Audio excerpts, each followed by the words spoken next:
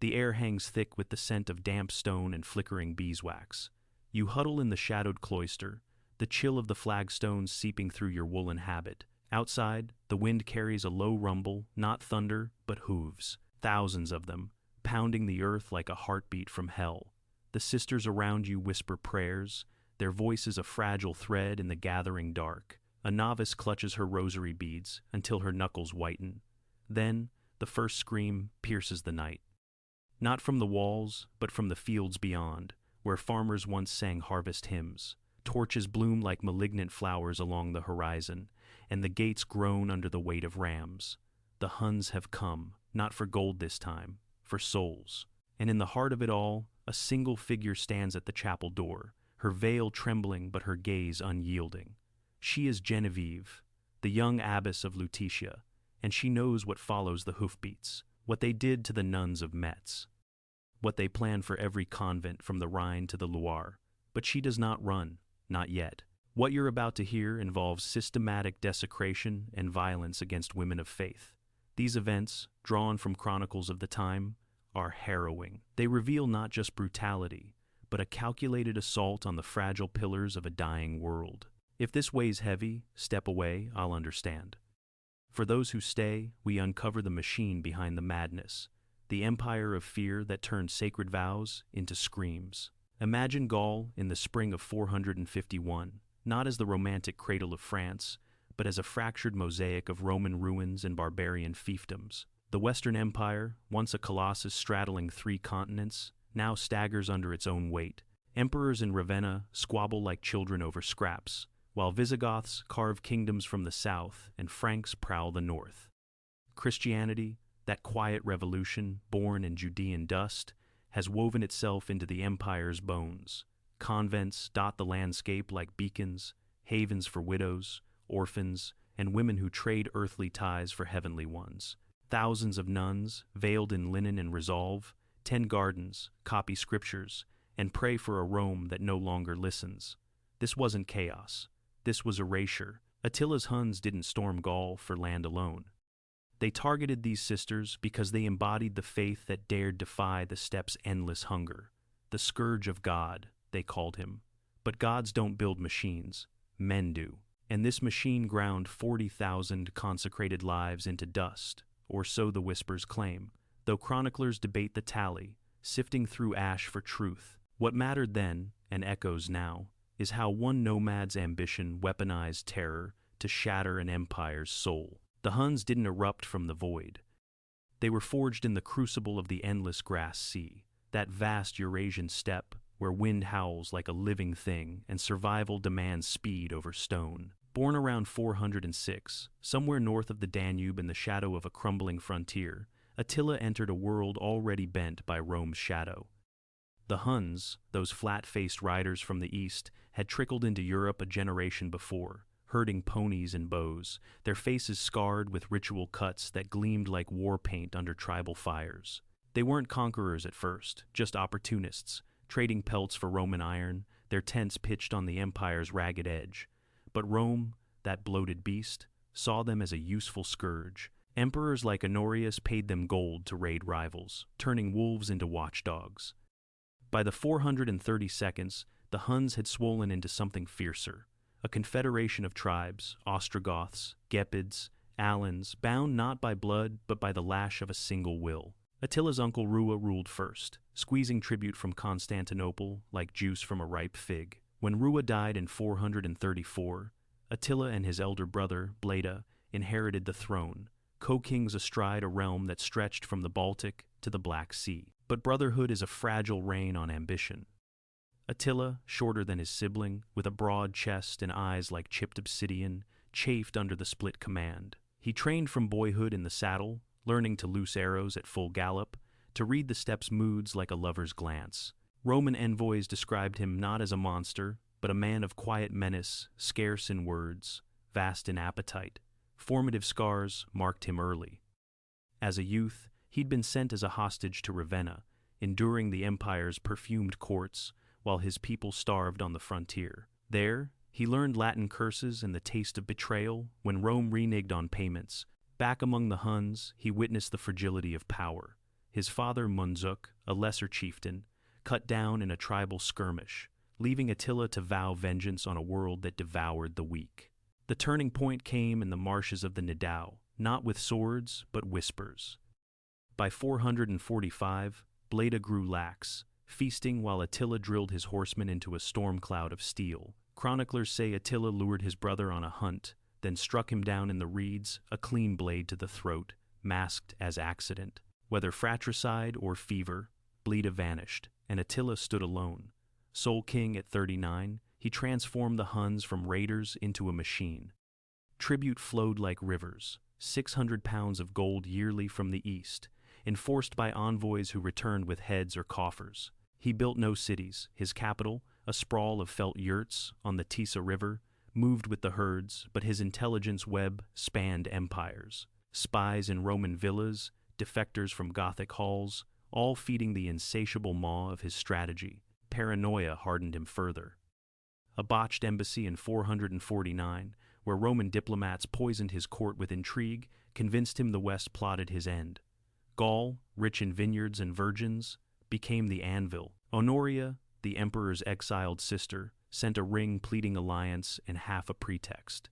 But beneath the romance lay calculation. Droughts gripped the steppe that year, tree rings whispering of withered grasses. Attila's ponies starved, his people murmured. Invasion wasn't glory, it was survival, dressed in blood. That spring, as cherry blossoms dusted the Loire's banks, the machine ground forward. Gaul breathed uneasy peace under Aetius, the last great Roman general, a scarred patrician who'd once ridden with Huns as a boy, now their scourge. His legions, thin to ghosts, patrolled from fortified camps, but the land teemed with life. Convents like those at Divodurum and Aurelianum sheltered hundreds, their bells tolling vespers over fields of wheat. Sister Genevieve, barely 25, led one such haven outside Lutetia. Born to a Frankish mother and Roman father, she'd taken vows at 15, her days a rhythm of scriptorium ink and herb gardens. Tall, with eyes like polished amber and a voice that steadied the fearful, she taught novices to weave psalms into bread, literal and spiritual. Genevieve wasn't warrior-born, but faith forged her sharp. She'd seen refugees from the Rhine, women with branded cheeks whispering of Hunnic fires. "The Lord is my shepherd," she'd murmur, binding their wounds. Yet in her quiet hours, doubt gnawed. How long could wool and words hold against iron? The confrontation brewed not in open fields, but shadowed halls. Attila's vanguard, those lithe horsemen with recurved bows slung like scythes, crested the Vosges hills in March. They didn't charge blindly. Scouts mapped convents first, those stone islands of piety, symbols of Rome's lingering grip. Orders trickled back. Spare the granaries for the march, but break the bells. The first demand came to Divodurum's mother house. A courier on a lathered pony bearing Attila's seal, a crude horsehead in wax. Surrender the gold plate from the altar, the grain stores, and the sisters' labor for a season, to mend saddles and birth foals. Refuse, and the machine turns. The abbess, an elder named Eudocia, met him at the gate, her habit stiff with resolve. "We serve the King of Kings," she said, voice steady as the Seine. "His tribute is prayer, not plunder." The courier laughed, a bark like dry reeds. 3 days they waited, the air thickening with smoke from distant farms. On the 4th, the rams fell silent no more. What followed wasn't frenzy, it was method. Horsemen circled the walls, arrows whistling like vengeful spirits, pinning defenders to their posts. When timber splintered, they poured in not as wolves, but reapers. The chapel became a slaughter pen, incense choked with iron tang. Eudocia fell first, blade across her throat as she clutched the Eucharist. Sisters scattered like startled doves, some to the crypts, others to the refectory's meager arms, kitchen knives, weaving shuttles. But the Huns were ghosts in their own storm, bows drawn before breaths caught, bodies piled in the nave, habits soaked crimson, their vows silenced mid-psalm. Outside, in the herb garden, where lavender once soothed fevers, the unscathed faced choices sharper than steel. Some, young and trembling, were dragged to tents pitched in the orchards, their screams muffled by steppe winds. Others, elders with spines of oak, chose the well leaping into darkness rather than dishonor. By dawn, The convent smoked like a fallen star. Its bells melted for arrowheads. Word spread on sparrow wings. Aetius, encamped near Arelate, heard fragments from fleeing merchants. They took the holy women, not as slaves, but as warnings. This wasn't about flesh alone. It was the system at work. Attila's genius for psychological siege. Convents weren't just shelters. They were Rome's soft underbelly. Threads in the Christian web binding Gaul to Ravenna. Break them, and faith fractures. Shatter the vows, and the empire's moral spine snaps.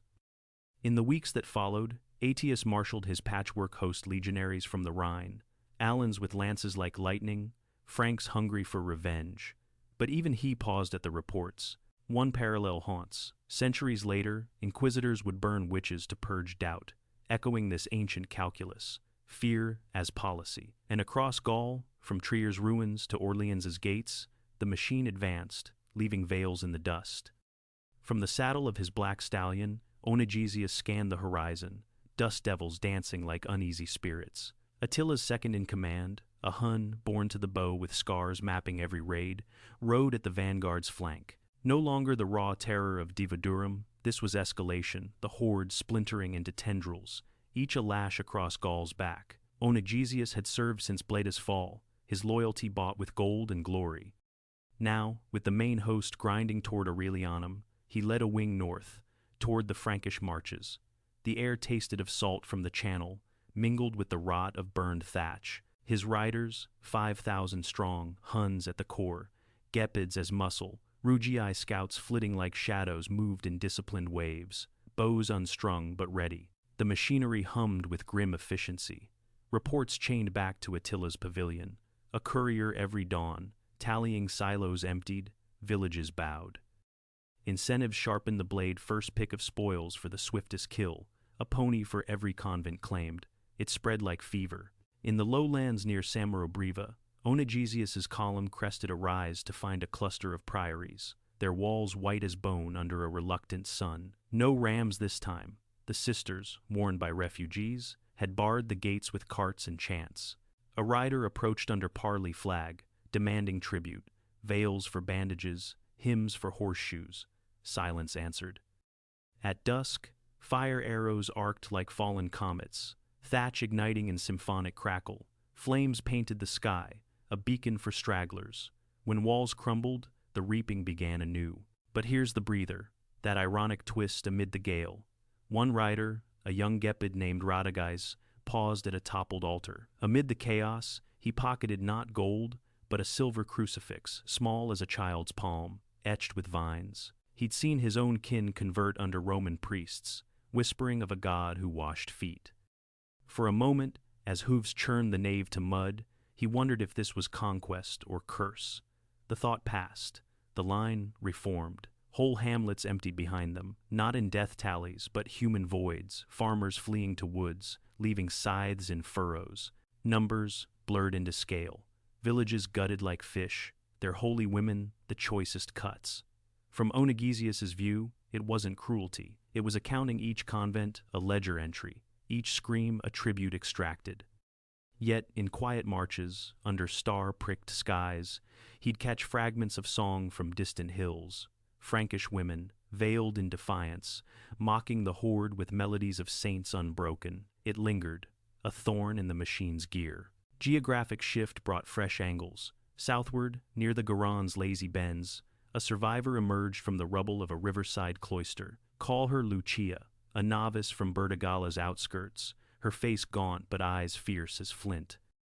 She'd hidden in the wine cellars as Huns swarmed the refectory, their laughter echoing like hyenas over the sisters' pleas. Lucia wasn't named in chronicles, most weren't, but her tale, pieced from later hagiographies, paints the spread.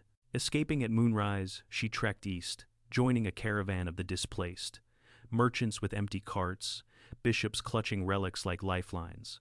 Along the way, she witnessed the incentives at play. A chieftain, flush with looted chalices, rewarded his scouts with first rights to captives not for labor, but leverage. Break their god, he'd growl, and the people kneel. Lucia saw villages barter daughters for mercy, only to find the bargain hollow. The machine didn't negotiate, it consumed. Her escape offered contrast, a dark poetry in the storm. Under an oak older than Caesar, she paused to pray, the river murmuring like a confessor.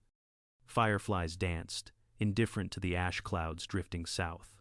In that hush, Lucia traced a cross in the dirt not for solace, but strategy. Word of her flight reached Aetius's outriders, fueling the coalition's fire. From her vantage, the persecution wasn't divine wrath. It was earthly arithmetic. Huns, steppe-starved, eyed Gaul's fat lands for grazing, but convents stood as ideological barricades. Shatter them, and Christianity's grip loosens, paving nomad rule.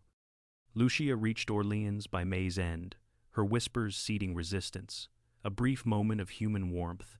A baker's wife shared crust and cloth, murmuring, "The veil endures." It did, in fragments a reminder that even machines rust. Slow now, the rhythm of the world contracts to a single breath. June's sun beats on the Catalonian plains, a sea of trampled grass where Gaul's fate hangs like dew on a blade. Attila's host, swollen to shadows 50,000, perhaps more. Their ponies lathered from the march forms a crescent of menace. Wagons lashed into barricades ring the center, a wooden fortress on wheels. He stands atop his broad-shouldered in scale armor that gleams like dragon hide, surveying the horizon where dust rises like a judgment. The machine has devoured half of Gaul. Trier's gates twisted, Rheims' spires toppled, convents from the Moselle to the Marne reduced to char. Estimates whisper of 40,000 sisters lost, veiled virgins dragged to degradation or dispatched in defiant silence. Though scribes like Eudocia hedge, their inks blurred by horror. The toll isn't numbers, it's the void, the empire's faithful core hollowed. Aetius opposes him, that Roman-Hun hybrid, his lines a ragged arc of 20,000. Legion shields scarred from Alaric's day, Visigothic lances thirsty for payback.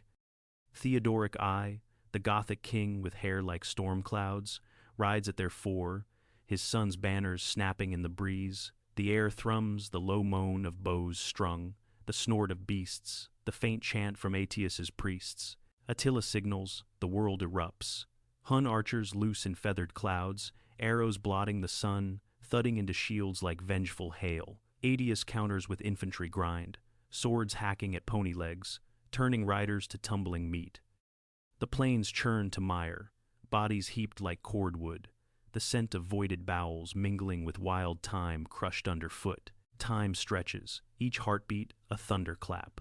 In the melee's heart, a knot of Huns breaches a Visigoth flank, their blades carving through mail like parchment. One rider, face twisted in frenzy, spots a cluster of camp followers, women hauling water, their simple crosses glinting. No veils here, but the machine knows no distinction. He wheels, bow drawn, but a Gothic spear finds his throat first, spilling him into the muck. The crack forms not in steel, but spirit. Theodoric falls, trampled in the crush, his cry swallowed by the roar. Whispers ripple. The Gothic king's heir, Thorismund, rallies with a bellow that splits the din. Attila, sensing the tide's turn, retreats to his wagon's not rout, but recalibration. Arrows fly thicker, a curtain of death veiling his pullback. Aetius presses, but dusk falls like a shroud, buying the Hun's breath. The breaking isn't Attila's horde shattering, but the myth. Gaul's nuns, those 40,000 ghosts, their defiance echoed in every held gate, every prayer flung skyward. The machine faltered, not from overreach, but underestimation. The faith it sought to erase proved the sharper edge. As stars wheel overhead, Aetius halts the chase, knowing pursuit invites ambush. Attila slips east, his wagons groaning with half the plunder, but the wound festers. Gaul endures, scarred but standing. Attila withdrew across the Rhine that autumn, his host thinned by half, ponies hobbling on Gaul's stolen grain. Theodoric's Visigoths claimed victory, burying their king in a mound that still shadows the plains, while Aetius returned to Ravenna, hailed as patrician, but haunted by the cost. The Emperor Valentinian, safe in his perfumed halls, minted coins with Aetius's face, but the gold rang hollow. Gaul's cities smoldered. Metz a husk, its cathedral's bones picked clean. Orleans' walls pocked like old wounds. Survivors trickled back, nuns among them, rebuilding from rubble with hands calloused by loss. Genevieve reached Lutetia, her order halved, yet she rallied the faithful, turning prayer into walls of will. The Huns? Their machines sputtered. Attila's sons squabbled over the spoils, fracturing the horde into feuding bands. Power shifted like sand. Aetius, the architect of survival, met his end 2 years hence, assassinated by Valentinian's jealous blade, a irony sharp as Hun's steel. The Western Empire, propped by that Catalonian stand, teetered on, but the raids had bled it dry. Barbarian kingdoms flowered in the vacuum. Franks under Childeric eyeing the throne Genevieve's prayers had preserved. Long term, the desecration scarred deeper than swords. Convents, once oases, became fortresses. Their abbesses, generals inhabit. Christianity hardened, birthing monastic orders that would outlast empires. And the Huns faded into legend, their steppe reclaimed by grass. One ironic twist: Attila's envoys, once feared as harbingers, became traders in Roman silks. The terror's edge dulled to commerce. In the quiet vaults of Trier's museum, a curator named Elena Voss unearths a shard in 2018, not gold, but clay, etched with a faint cross amid scorch marks. From a convent's hearth, it dates to 451, its fractures mapping a hasty flight. Voss, a slight woman with ink-stained fingers and a lineage tracing to Rhineland vintners, pieces it with a colleague over coffee, their laughter brittle against the lab's hum. "Look," she says, tilting it to the light. A verse fragment, Psalm 23. They carried their God in their pockets. The find, published in the Journal of Roman Archaeology, joins tree ring cores from the Carpathians, revealing droughts that drove the horde west, not greed, but desperation. Voss's team maps the devastation. 80 sites, from villa mosaics shattered under hooves to mass graves near Chalons. Bones mingled with outright. These relics bridge eras, tangible echoes of veiled defiance. The clay shard, now under glass, whispers of Genevieve's ilk women who hid scriptures in hems, smuggling faith through fire. Voss traces her own roots to those survivors, a quiet lineage of resilience. It's human scale that grips, not Attila's horde, but a single nun's scrawled hope, enduring 15 centuries. This matters because power's machine never rusts, it iterates. Today, in conflict's shadows, from refugee camps to digital front lines, the vulnerable are targeted first. Healers, teachers, those who bind wounds with words. Attila's Gaul teaches that erasure isn't blunt force. It's precision strikes on the spirit's anchors. Resistance blooms not from swords, but seeds prayers etched in clay, voices that refuse the silence. Human nature bends to fear, but snaps back with stories. Those 40,000 weren't victims alone. They were the fracture line, proving even scourges bleed. Return to that cloister, the air now laced with dawn's promise. The hoofbeats fade, leaving only wind in the willows. Genevieve lowers her arms, the sisters stirring from their vigil. Lutetia stands, unscarred, a testament carved in breath. The machine came and passed, but their light, it flickered on. They were meant to vanish into the steppe's maw, but they didn't. Their echoes live in us, in the convents that rebuilt stronger, in the chronicles that named their scourge, in the bones that refuse burial. And now they're here with you, because you chose to listen. What echo does this leave in your bones? Share one word in the comments below. In the hush that follows, remember, stories endure when we speak them.